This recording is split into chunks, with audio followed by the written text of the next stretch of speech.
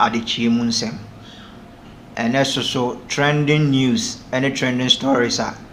na Otumfour upon Akye3munsem mede brem. Mr. say on subscribe ya na wako your channel no YouTube FPNTV official. O subscribe ya, like, comment, na share na afufuro so enye bi enhwe. Yeah, the trending story ni shasia na ye de Daddy Lumba na shasia. Say Monday mu ano Daddy Lumba abusuya penny ebe granting interview. Say Lumba yere a one ne wo ho a ye fe no odobroni. Ono de onim obiasa na de onim no pa eye de owo Germany no. Abusuya penny ebe ede nsem we ebe to mframam no ema baby ayi say na Lumba aware odobroni for so many years nti there ben ne beba abema abusuya penny be den ebe granting interview say ono de onim odobroni but nipa onim no eye Lumba yire na owo amanone no enumum na Oba Accra abusuya penny ni abusuafo nya eba Accra na abusuya penny eba Accra no na omo be ye den omo granting interview bi ebusa no say no sen na Lumba abusuya ene oba na abusuya so ye den eko eho ana abusuya penny say eka kire nsentwofo say bibia esi bia no ye den onfa nche no na say no one nasew ayeden edi nkomo se bibia ekọ interview bia o granted eka se onim odobroni no osre media for no oni obia onfa nche na wanka ne yie yewo voice no high pese ahwefo na etifo so eden ete de Lumba abusuya penny ekan enuanom ne adofo apochasi ha enyumre abusuya penny go fi osu na menem wo nyina ahia kase media for sisi asida ana mede mamu ene abusuya ne adofo a enne omo betwehia ha nyina hemfo ene ministers obi biara oba ha do want me am port fie ede empaibo eta ya ichi ama Lumba dada Lumba na ye ya se ayeboko ajo sisi asem bie ni wa ewo ho ye nyina ya ka bom aye nipa baako ene yetena ha yete ya fefefe a ye bobo ho enti anwumre mi ni ensam tenten bia ka sanse yenwie ye beto aso de me ka kire mu nyina ne se me de obi bia se mesremu ensanjurefo de ya ka ana enko se bibia ni ho abusuya no ye wie bibia me ne mase ene me ma ye di nkomo de me pese mi hunu am ko ye makohwe kama eninti de me kan ne se enya kasa tenten bia eya sedanko ha ena me de emamu se bibi oho a ye be kan so a mo bete ye nka na wotwe da no de bibi nti ye ntumi anka ne ne abusuya me ne me mase ene emema ne ma ne nyina behia na yetutu hu na mo nkakra bi ye wie nso a ye mfansie mu ye bema bibia abetom anim na motumi abodewuru na ye kama se bibia ni ho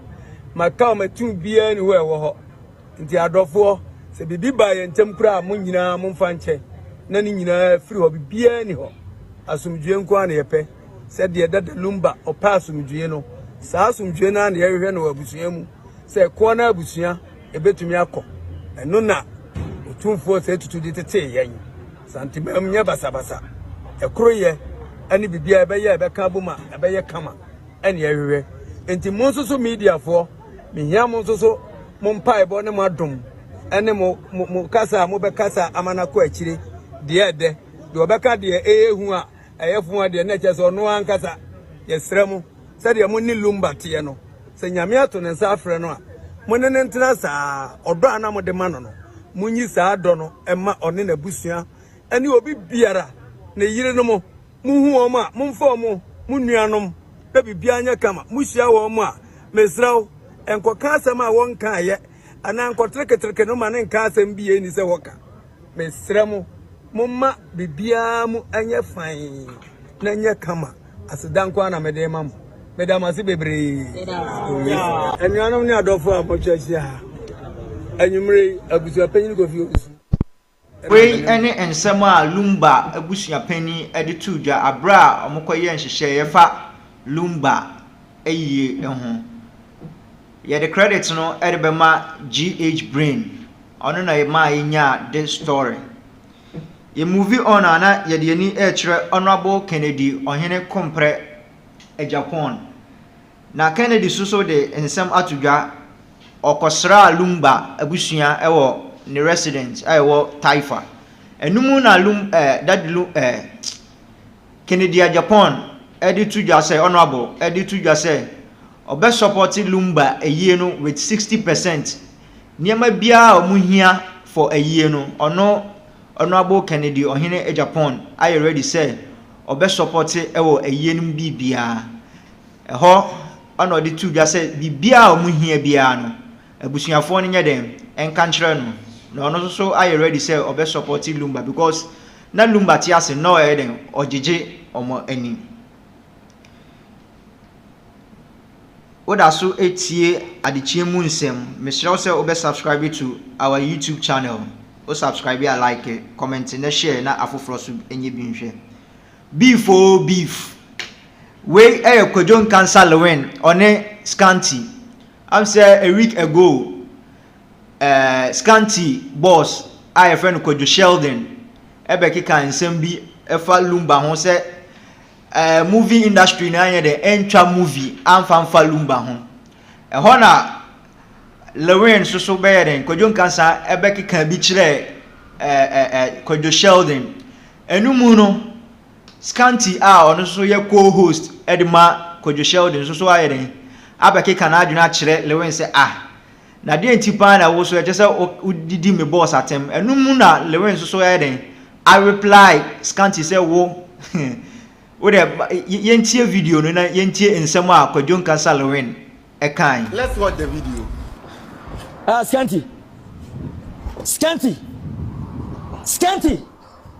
Scanty with this kodo with this submarine when I won't say moving no you stop me na fa serve to obi with the go Scanty wo Scanty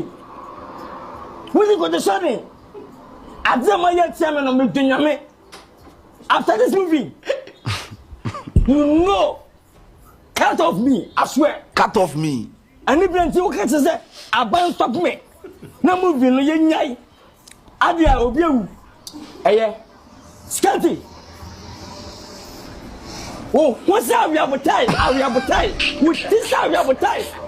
with this tractor what Scanty adinyewa obo station akwatison How? timunya tikenke anyawa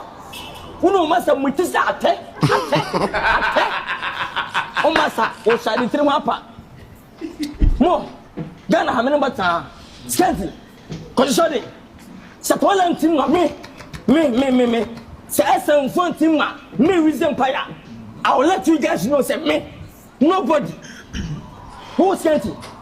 guys yenko Guys, yenko. Joe yenko. So this is what Lewin replied, right? Tema Lewin so ede ka kire Scanty or say after the premiere ni dia oni Kojo Sheldon and Scanty e will be kapa ewo oman yi mu ye be moving on to our next trending story. I'm say for the past years ye ka Ghana movie industry na say akolapse kakra enumu na Lewin so person or revive the movie industry na Nigerian actor or Nollywood actor Jim Ike eso abekasa afa movie industry na akofom no na enumu ana Jim Ike ekase actors ne actresses a omo Ghana say enjoy said you omo blame one another we sorry ana o blame we so sorry ana o blame we na omo nya entimi up said ye ebeya movie industry Ghana movie industry ni esa be fa ne ntoma pa asafura na okika we no oka kire movie players say osremu a se bibi ewo ho na monte ase a munya monye den munkambom na movie industry no monye den monsan fambra back because movie industry no wo ha ene ma oman no so den etumpon enti we ene ensem a Jem Ike oye Nollywood actor eso editu dwa abra oba Ghana nsrahwe ye movie on na ye ko gospel artist Kofi Pepra Wusu Kofi Owusu Pepra ono so ede nsem atoya ne nsem a ode atoya ne se ne nsen kabe akoye se gospel artist no sika ana omoni edi echiri enya ministry na ombeye no ana omoni edi echiri they say gospel artist ni bia sorry a enye sika onye den omba na yen ka nyame asem na yen ministry ni de say no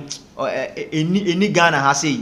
obia sorry a oye gospel artist a ade ba ko ohwehwe kane eye sika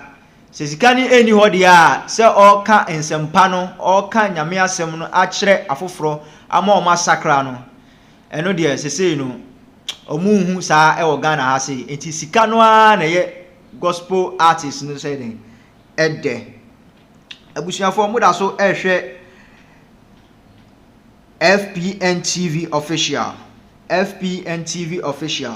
oba ye YouTube wa ye so be subscribe na wa like we a share na afoforo eso enya bi enhwe ye movie on say nyame ya aduma on the 2nd of August 2025 Kwajo in Cancer Lewin premiere ni movie Captain Ibrahim Traore na enumu na preparations den asase ekoso movie no you be started with a festival float no be share from Pankrono Park around 8 a.m. in the morning na akowie wo SG Mall eho ana movie no ombere ebe premiere na preparation a started ekoso ewo SG Mall yeso ye de cameras ekoho ekotwa mfoni ene enema ekoso nti ye be ma ahwefo ne etiefo so ayi den ehu movie no de ekoso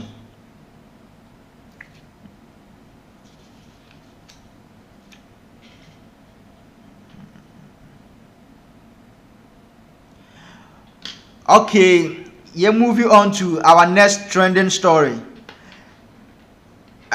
Saturday Akye3mu ya ana Kumasi Asante Kotoko eko South Africa any Kaiser Chiefs eko ball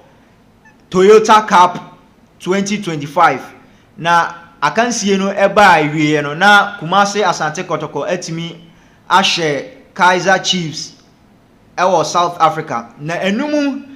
ana omode trophy no ema Kumasi Asante Kotoko omu bedru Ghana no na chese omu yede omu present the trophy edema Otumfour Osei the second na enro aso na ewukude enti management Asante Kotoko board coaches staff any players any some supporters ekodru ewukude ase na enumu na captains presented the trophy omukoje the President Cup any Toyota Cup no edema Otumfour Osei enti ehwafo na etiefo yewo pictures ni videos ni bi wo ha abra time omu ye presentation no eno na muhu ewo ye fidie ni so no omu presented the President Cup omu wie no ana omu sa presented the Toyota Cup eso edema Otumfour enumu na Otumfour so eden eba o mabaso se ampa o makon enkoden eye na hoaho se trophies yi mienu ayeden abedi ninsa na o se ye hye o mo se o mo nyire o mo ho na 2025-2026 season no omantimanje Ghana Premier League no omo yiro mo se 2025-2026 season no ombetimi abo omo hu modern na omaje trophy bia omo ye de se omo je no nti omo wie no omo ne Otumfour etwitwa pictures eso den eda Otumfour asese omo so ma opportunity se omo ye de omo nko South Africa na omo ne Kaizer Chiefs so ye den enkosi akan ye to aso ana ye de yani kire Shatawale SM boss na SM boss so ayren akasa SM boss se ene yapa se onye asantini na eye no wan so mbewo no wo Greater Accra because ohwe Asante se de Asantefo eye omuniema na efe eye na won ho a se ohu asantini ana nani age owie na ochi a Otumfour osetutu the second catcher no say Otumfour ohuna na ohu de onye osore eda Otumfour ase na enum no say onyai pa de a na oye asantini because eniema Asantefo yeye no eye ne de eye ne fe ohu ana ohu de onye no ho na ensem yi ye wo the video ene said osika no if you take Ghana, do Ghana thing. Learn how to do Ghana thing. If they talk sense, talk in the sense of Ghana. That boy I like Asante. Otumfour, make her wake up. You Otumfour they pack for wake up. Hey, that boy I like Asante. Asante, he put law for us. Oh yeah, Asante. So won't be able to Asante. To me, Otumfour share. We are Asante. So won't be able to Asante. That boy shouts to all my Santis. You put the behave like we are Shantis, like a Santini. That boy, you know, say Asante, but they'll be proud. They feel proud. Yes, near a Shanti boy. I don't know how come safe way they can't just promise for Greater Accra. Greater Accra. I don't know why they can't promise for Greater Accra. But no. Ain't you way any the SM boss Shatawale Charles Niama editudwa aha na brebema kwan ema ye the trending news any story ebesi Mishra say obe subscribe to our social media handles no YouTube FPNTV official o subscribe here like it ja comment eto we are share na afoforo enye bi enhwe me di dwumadi hu chia me ye frɛ me Opon Boaten aseda kese esonko ma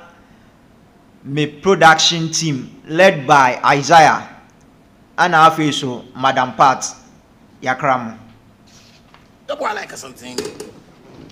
Asante, he put law for us. Oh yeah, Asante. So won't be able to Asante. To me, Otumfour share. We are Asante. So won't be able to Asante. That boy shouts to all my Santis. You put the behave like we are Shantis, like a Asante. That boy, you know, say Asante, but they'll be proud. They feel proud. Yes, near a Shanti boy. I don't know how come safe way they can't just promise for Greater Accra. Greater Accra. I don't know why they can't promise for Greater Accra. But man, if you take Ghana, do Ghana.